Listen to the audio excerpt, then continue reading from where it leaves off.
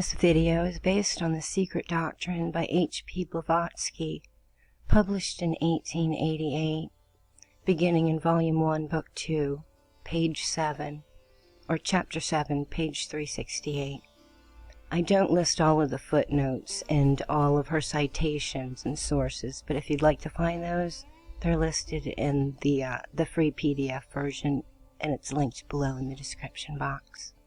The Days and Nights of Brahma. The Days and Nights of Brahma. This is the name given to the periods called Manvantara, or between the manas, and Pralaya, dissolution, one referring to the active periods of the universe, and the other to its times of relative and complete rest, according to whether they occur at the end of a quote day or a quote age, end quote, life of Brahma. These periods, which follow each other in regular succession, are also called kalpas, small and great, the minor and the mahakalpa, though properly speaking the mahakalpa is never a quote day, end quote, but a whole life or age of Brahma. For it is said in the Brahma Bhagavata, quote, chronologers compute a kalpa by the life of Brahma, minor kalpas as samvarta, and the rest are numerous, end quote. In sober truth, they are infinite, as they have never had a commencement, i.e., there never was a first kalpa, nor will there ever be a last one in eternity. By the scholar who studies the Hindu religion from the Puranas, one thing is to be especially noted. He must not take literally, and in one sense only, the statements therein found, since those which especially concern the Manvantaras, or the Kalpas, have been to be understood in their several references. So, for instance, these periods relate in the same language to both the great and the small periods, to Mahakalpas and to minor cycles. The Matsya or fish avatar happened before the Vaharaha, or the boar avatar. The allegories therefore must relate to both the Padma and the present Manvantara, and also to the minor cycles which took place since the reappearance of our chain of worlds and earth, and as the Matsya avatar of Vishnu and Bhavastavata's deluge are correctly connected with an event that happened on our earth during this round. It is the event that, while it may relate to pre-cosmic events in the same sense of our cosmos or our solar system, it has reference in our case to a distinct geological period. Not even esoteric philosophy can claim to know, except by analogical inference, that which took place before the reappearance of our solar system and previous to the last Mahapralaya. But it teaches distinctly that after the first geological disturbance in Earth's axis, which ended in the sweeping down to the bottom of the seas of the whole second continent, with its primeval races, of which successive, quote, earths, end quote, or continents, Atlantis, was the fourth, there came another disturbance by the axis, resuming as rapidly its previous degree of inclination, when the earth was indeed raised once more out of the waters. And as above, so it is below, and vice versa. There were, quote, gods, end quote, on the earth in those days. Gods, and not men, as we know them now, says the tradition. As shown in Book 2, the computation of periods in exoteric Hinduism refers to both the great cosmic and the small terrestrial events and cataclysms, and the same may be shown for names. For instance, Yudhishthira, the first king of Saksya, who opens the Kali Yuga era, which is to last 432,000 years, quote, an actual king and a man who lived 3,102 years BC, end quote. This applies also, name and all, to the great deluge at the time of the first sinking of Atlantis. He is the, quote, Yudhishthira, end quote, born on the mountain of the 100 peaks at the extremity of the world, beyond which no one can go, and, quote, immediately after the flood, end quote. And we know of no, quote, flood, end quote, 3,102 years BC, not even that of Noah, for agreeably the Judeo-Christian chronology, it took place 2,349 years BC. No computation of either the 4 ages or the Manvantaras has ever been unriddled by our very learned Orientalists, who had therefore cut the Gordian knot by proclaiming the whole, quote, a figment of the Brahmanical brain, end quote. So be it, and may the great scholars rest in peace. Reader's note, just to be clear, pralaya is a period of dissolution or destruction of the manifested universe at the end of a kalpa. So let us see, what were the 3 kinds of pralayas, and what is the popular belief about them? For once it does agree with exotericism. Of the pralaya before which 14 manvantaras, or one of the 14 intervals in Hinduism, which constitute a kalpa, a day of Brahma, elapse, having over them as many presiding manas, or progenitors of mankind, and at whose close occurs the, quote, incidental, end quote, or Brahma's dissolution. It is said in Vishnu Purana, in condensed form, that, quote, at the end of 1,000 periods of 4 ages which complete a day of Brahma, the earth is almost exhausted. I will list this footnote. HPB says that, quote, incidental is wrongly translated, and it ought to be translated and shown by some scholars as the ideal cause, and even real cause would have been better. I also just want to take a second and make a quick reader's note in reference to the life of Brahma. It runs parallel to the Bible, which in 2 Peter it says, but do not forget this one thing, dear friends, with the Lord a day is like 1,000 years, and 1,000 years are like a day. The Lord is not slow in keeping his promise, as some understand slowness. Instead, he is patient with you, not wanting anyone to perish, but everyone to come to repentance. And in Psalms 90 it says, 1,000 years in your sight are like one day that has just gone by, or like a watch in the night. So the Bible is clearly talking about a deeper cosmic time cycle. It's just very cloaked. End of reader's note. The eternal Vishnu assumes then the character of Rudra, the destroyer, Shiva, and reunites all his creatures to himself. He enters the 7 rays of the sun and drinks up all of the waters of the globe. He causes the moisture to evaporate, thus drying up the whole earth. Oceans and rivers, torrents and small streams are all exhaled. Thus fed with abundant moisture, the 7 solar rays become the 7 suns of dilation, and they finally set the world on fire. Hari, the destroyer of all things, who is, quote, the flame of time, Calignia, end quote, finally consumes the earth. Then Rudra, becoming Janardana, breathes clouds and the rain, end quote. There are many kinds of pralaya, but 3 chief ones are especially mentioned in the old Hindu books. And these, as Wilson shows, the first is called Namtika, quote, occasional, end quote, or incidental, end quote, caused by the intervals of Brahma's days.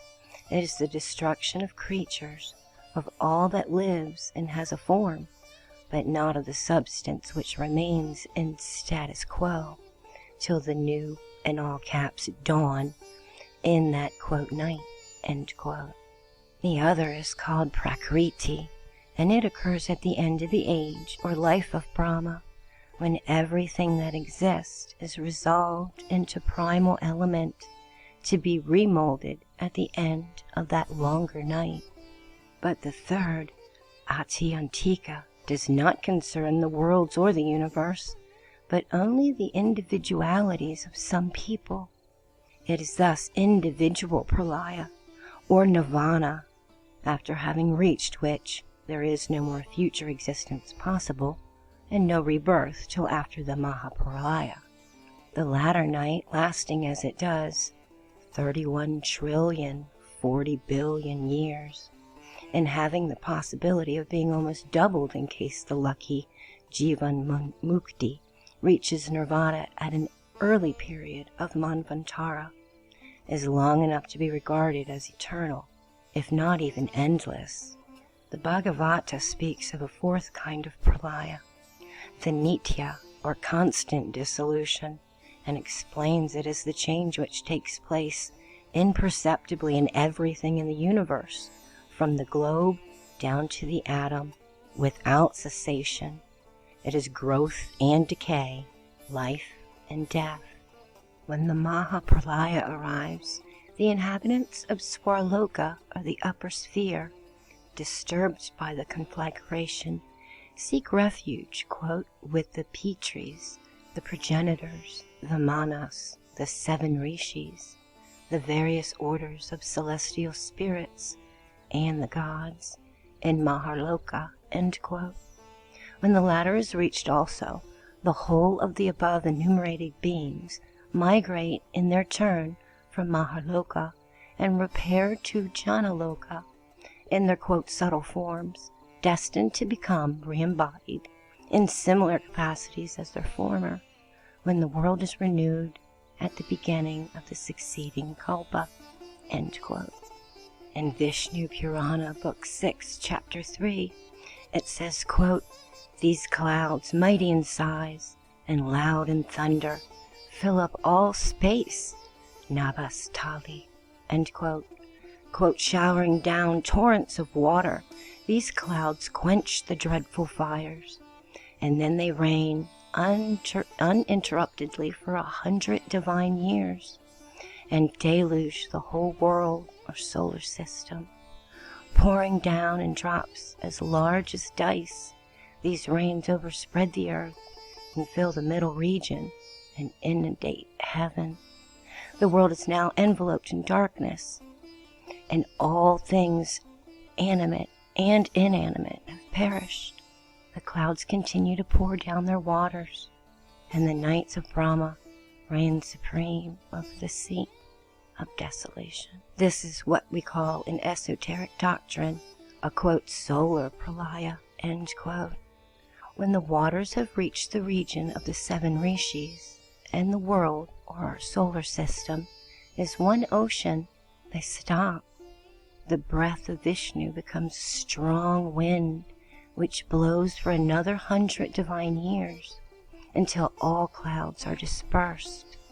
The wind is then reabsorbed, and, quote, all in caps, that of which all things are made, the Lord by whom all things exist, he who is inconceivable, without beginning, the beginning of the universe, reposes, sleeping upon Sesha, the serpent of infinity, in the midst of the deep.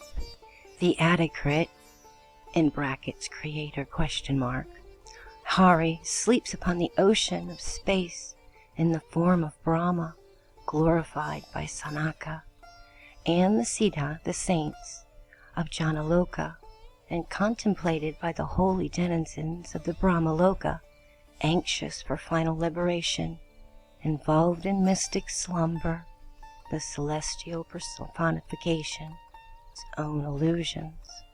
This is the pratisanchara, in brackets dissolution, question mark, termed incidental because Hari is its incidental, in brackets ideal, and its cause.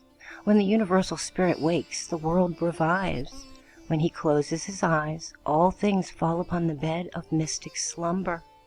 In like manner, as 1,000 great ages constitute a day of Brahma, in the original, it is the Padma Yoni, the same as Abhajan Yoni, or, quote, lotus born, end quote. not Brahma. So his night consists of the same period, quote, awakening at the end of his night, the unborn creates the universe anew, end quote. Vishnu Purana. This is, quote, incidental or ideal pralaya. What is the elemental dissolution? When by death and fire, says Parasara to Maitreya, quote, all the worlds and the patalas, hells, are withered up. The progress of elemental dissolution has then begun. Then first the waters swallow up the property of earth, which is the rudiment of smell, and earth, deprived of this property, proceeds to destruction and becomes one with water. When the universe is thus pervaded by the waves of the watery element, its rudimentary flavor is locked up by the elements of fire, on account of which the waters themselves are destroyed and become one with the fire, and the universe is therefore entirely filled with flame, ethereal flame, which gradually overspreads the whole world. Listed in the footnotes, HPB says, this process would hardly suit Christian theology, which instead prefers an eternal, everlasting hell for its followers. End of the footnote. While space is one flame, the element of wind seizes upon the rudimental property of form, which is the cause of light, and that being withdrawn, pralina, all becomes of the nature of air, the rudiment of form being destroyed, and fire deprived of its rudiment. Air extinguishes fire and spreads over space, which is deprived of light, when fire merges into air. Air, then accompanied by sound, which is the source of ether, extends everywhere throughout the 10 regions, until ether seizes upon the cohesion, sparsa touch, within brackets question mark, its rudimental property, by the loss of which air is then destroyed, and kaha remains unmodified, devoid of form, flavor, touch, and smell, it exists embodied and vast, and pervades the whole space. Akasa, whose characteristic property and rudiment is sound, or the word, occupies the whole containment of space. Then the origin, within brackets, noumenon, question mark, and brackets, of the elements devours sound, collective demiurgus, and the host of the Dihan Kohans, and all of the elements are at once merged into their original, the primary element, consciousness, combined with tamasa, spiritual darkness, is itself disintegrated by Mahat, the universal intellect, whose characteristic property is Buddhi, and earth and Mahat are in the inner and in the outer boundaries of the universe. Quote, thus as in the beginning were the 7 forms of Prakriti, or nature, reckoned from Mahat to earth, so these 7 successfully re-enter into each other. End quote. In the footnotes, HPB says the term elements must be understood here to mean not only the visible and physical elements, but also that which St. Paul in the New Testament calls elements, the spiritual, intellectual potencies, angels, and demons in their manvantaric forms. I apologize for all of the mispronunciations. Prakriti have 7 forms, or principles, quote, reckoned from Mahat to earth, end quote. These, quote, waters, end quote, mean here the mystic, quote, mother, end quote, the womb of abstract nature in which the manifested universe is conceived. These 7, quote, zones, end quote, have reference to the 7 divisions of that universe, or the noumena of the forces that bring it into being. This is all allegorical. End of footnote. Quote, the egg of Brahma, Sarva Mandala, is dissolved into the waters that surround it, with its 7 zones, dvipas, 7 oceans, 7 regions, and their mountains. The investure of water is drunk by the fire. The stratum of fire is absorbed by that of air. Air then blends itself with ether or akasa, and the origin, or rather the cause of the primary element, devours the ether and itself, destroyed by Mahat, the great universal mind, which along with all of these is seized upon the Prakriti and disappears. The Prakriti is essentially the same, whether discrete or indiscrete. Only that which is discrete is finally absorbed by and lost in the indiscrete. Pumes, or spirit also, which is one, pure, imperishable, eternal, all-pervading, is a portion of that Supreme Spirit, which is all things. That Spirit, Sarvesa, which is the other than embodied spirit, and in which there are no attributes of name, species, hence body rather than species, or like remains as the sole existence, the Sattva, Prakriti and Purusha, both resolving finally into the Supreme Spirit. This is the final, all caps, pralaya, the death of the cosmos, after which its spirit rests in nirvana, or in, all caps, that, for which there is neither day nor night. All the other pralayas are periodical and follow in regular succession. The manvantaras, as the night follows the day, of every human creature, animal, as well as plant. The cycle of creation of the lives of the cosmos is run down, the energy of the manifested, quote, word, end quote, having its growth, culmination, and decrease, as have all things temporary, however long their duration. The creative force is eternal, as nomenon.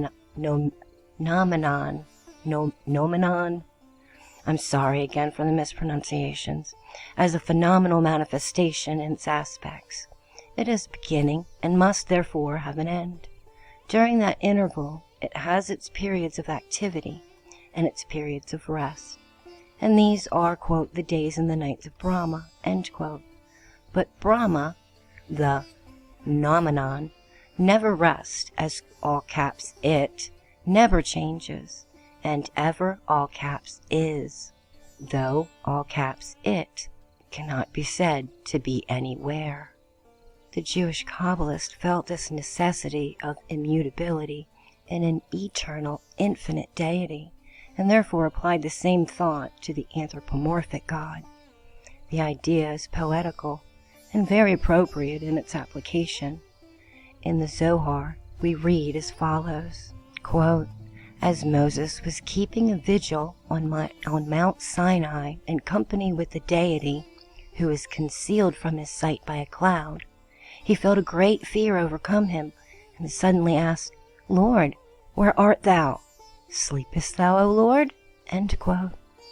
And the Spirit answered him, quote, 'I never sleep. Were I to fall asleep for a moment, in all caps, before my time, all creation would crumble into dissolution in one instant.' End quote. Quote, 'before my time,' end quote. This is very suggestive. It shows that the God of Moses to be only a temporary substitute, like Brahma, the male, a substitute, and an aspect of, all caps, that, which is immutable, and which therefore can take no part in the, quote, days or the, quote, nights, nor have any concern whatsoever with reaction or dissolution. While the Eastern occultists have 7 modes of interpretation, the Jews have only 4, namely, the real mystical, the allegorical, the moral, and the literal, or pashut. The latter, the literal, is the key of the exoteric churches, and is not even worth discussion. Read in the first, or the mystical key here, are the several sentences which show the identity of the foundations of construction in every scripture. It is given in Mr. T. Meyer's excellent book on the Kabbalistic works, and I quote verbatim, quote, "Brashirith Bahara Elohim Af Hash Ama Yem Vahaf Ha Retz, i.e., quote, in the beginning, the gods, plural, created the heavens and the earth, end quote, the meaning of which is the 6 Sephiroth of construction, over which Brashith stands all belong below. It created 6, and on these stand all things, and those depend upon the 7 forms of the cranium up to the dignity of all dignities. And the second, quote, earth, end quote, does not come into calculation. Therefore it has been said, quote, and from it, that earth, which underwent the curse, came it forth, end quote. Quote, it, the earth, was without form and void, and darkness was over the face of the abyss, and the spirit of Elohim was breathing, hovering, brooding over, moving. 13 depend on 13 forms of the most worthy dignity. In the Kabbalah, page 233, we read, 6,000 years hang are referred to in the first 6 words, the 7th thousand, the millennium. Above it, the cursed earth is that which is strong by itself, and it was rendered entirely desolate during 12 hours, one day, as it is written, in the 13th, it, the deity, shall be restored all, and everything shall be renewed as before, and all those 6 shall continue, etc., etc., end quote. The, quote, Sephiroth of construction, end quote, are the 6 Daihan Kohans, or Manas, or Prajapati, synthesized by the 7th Brahshith, the first emanation, or Logos, and who are called therefore the builders of the lower or the physical universe, end quote, and all belong below. These 6, whose essence is of the 7th, are the Upadai, the base or the fundamental stone on which the objective universe is built, the noumenoi of all things. Hence, they are at the same time the forces of nature, the 7 angels of the presence, the 6th and 7th principles in man, the spirito-psycho-physical spheres of the septenary chain, the root races, and etc., etc. They all, quote, depend upon the 7 forms of the cranium, end quote, up to the highest. The, quote, second earth, end quote, does not come into calculation, because it is no earth, but the chaos or the abyss of space in which rested the paradigmatic or the modal universe and ideation of the oversoul, in all caps, that was brooding over it. The term, quote, curse, end quote, is here very misleading, for it means simply doom or destiny, or that fatality which sent it forth into the objective state. This is shown by that, quote, earth, end quote, under the, quote, curse, end quote, being described as, quote, without form and void, end quote, and whose abysmal depths the, quote, breath of the Elohim, or the collective Logoi, produced or photographed the first divine, in all caps, ideation of things to be. This process is repeated after every pralaya, before the beginnings of the new Manvantara, or the period of sentient individual being. Quote, 13 depend on 13 forms, end quote. This refers to the 13 periods personified by the 13 manas, with Swaya Bhuva, the 14th, 13 instead of 14 being an additional veil. Those 14 manas who reign within the term of a Maya Yuga, or a, quote, day of Brahma, these 13-14 of the objective universe depend on the 13-14 paradigmatic ideal forms.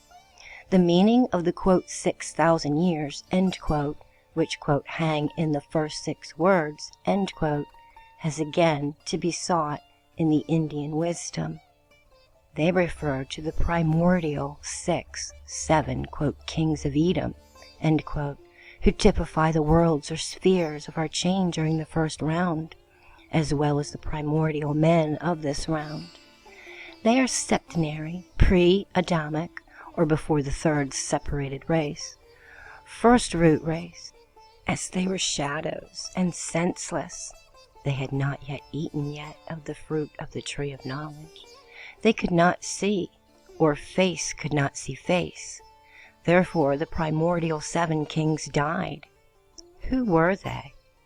They are the kings who are the, quote, 7 rishis, certain secondary divinities, Sakra, Indra, Manu, and the kings, his sons, who were created and perished at one period, end quote, as is said in Vishnu Purana. For the 7,000th, not the millennium or exoteric Christianity, but that of the anthropogenesis, represents both the, quote, 7th period of creation, end quote, that of the physical man, Vishnu Purana, and the 7th principle, both macrocosmic and microcosmic, as also the pralaya after the 7th period, the, quote, night, end quote, which has the same duration as the, quote, day, end quote, of Brahma. C. W. King, the author of, quote, the Gnostics and Their Remains, end quote, describes the coming, quote, night, end quote, most poetically in the following. Quote, strange noises are heard proceeding from every point. These are the precursors of the night of Brahma. Dusk rises at the horizon, and the sun passes away behind the 13th degree of Makara, or Capricorn, and will reach no more the sign of Minas, zodiacal Pisces, or the fish. The gurus of the Pogadas, appointed to watch the zodiac, may now break their circle and instruments, for they are henceforth useless. Gradually light pales and heat diminishes. Uninhabited spots multiply on the earth, and the air becomes more and more ratified. The springs of the waters dry up. The great rivers see their waves exhausted. The ocean shows its sandy bottom, and then all plants begin to die. Men, as well as animals, decrease in size daily. Life and motion lose their force. Planets can hardly gravitate in space, and they are extinguished one by one, like a lamp which the hand of the servant neglects to replenish. The sun flickers and goes out, matter falls into dissolution or pralaya, and Brahma merges back into Deus, the unrevealed God, and his task being accomplished, he falls asleep. Another day has passed. Night sets in and continues until the future dawn. Quote, and now again he re-enters into the golden egg of his thought, the germs of all that exist, as divine Manas tells us. During his peaceful rest, the animated beings endowed with the principles of action cease their functions, and all feeling, Manas, becomes dormant. When they are all absorbed into the all-capped Supreme Soul, this soul of all the beings sleeps in complete repose, till the day when it resumes its form and awakes again from its primitive darkness, end quote. And as the Satya Yuga is always the first in the series of the 4 yugas or ages, so Kali ever comes the last. The Kali Yuga reigns now supreme, and it seems to coincide with that of the Western Age. Anyhow, it is very curious to see how prophetic in almost all things was the writer of the Vishnu Purana, when foretelling the Maitreya some of the dark influences and sins of this Kali Yuga.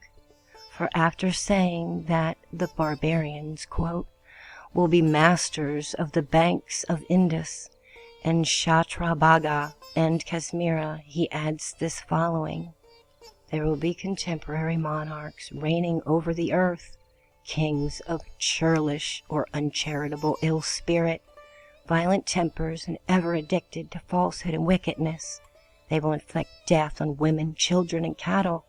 They will seize upon the property of their subjects, and be intent upon the wives of others. They will be of unlimited power. Their lives will be short. People of various countries intermingling with them will follow their example, and the barbarians, being powerful in patronage and princes, while pure tribes are neglected, the people will perish. Wealth and piety will decrease until the whole world will be wholly depraved. Property alone will confer rank. Wealth will be the only source of devotion, and passion will be the sole bond of the union between the sexes. Falsehood will be the only means of successful litigations. Women will be the objects merely of sensual gratification, and external types will be the only distinction of the several orders of life. A man of rich will be reputed pure. Dishonesty will be the universal means of substance. Weakness, the cause of dependence. Menace and presumption will be substituted for learning. Liberality will be devotion, mutual assent, marriage, fine clothes, dignity. He who is the strongest will reign. The people unable to bear the heavy burden. The taxes will take refuge among the valleys. Thus, in the Kali age, will decay constantly proceed until the human race approaches its annihilation. When the close of the Kali age shall be nigh, a portion of the divine being which exists of its own spiritual nature shall descend on earth, endowed with the 8 superhuman faculties, and he will re-establish righteousness on earth, and the minds of those who live at the end of the Kali Yuga shall be awakened and become as lucid as crystal. And then the men who are thus changed shall be the seeds of human beings, and shall give birth to a race who shall follow the laws of the Krita age, the age of purity. As it is said, quote, when the sun and the moon and the lunar asterism Tishya and the planet Jupiter are all in one mansion, the Krita or the Satya age shall return, end quote. Again, I apologize for all of the mispronunciations. I was a bit tongue-tied there. That's it until the next video, you guys. Love yourselves and love each other unconditionally.